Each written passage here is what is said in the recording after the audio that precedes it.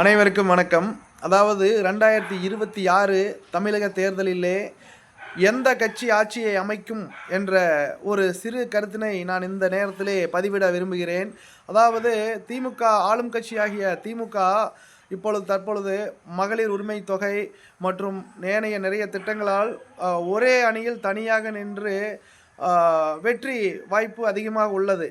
அதை உடைக்க வேண்டுமென்றால், திமுக வெற்றி பெறுவதை உடைக்க வேண்டுமென்றால் இப்பொழுது 3ஆக பிரிந்து கிடைக்கிறது. அதாவது தாவேகா கணிசமான வாக்களை பெறும் என்பதில் ஐயமில்லை.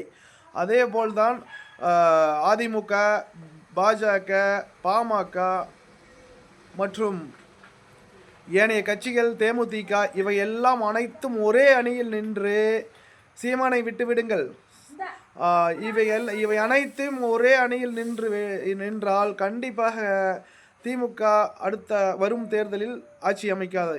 இவை கூட்டணி நான் எனக்கு வேண்டும் உனக்கு வேண்டும் என்று ஈகோ பிடித்து விட்டு இருந்தால் கண்டிப்பாக மறுபடியும் திமுக தான் ஆட்சி அமைக்கும்.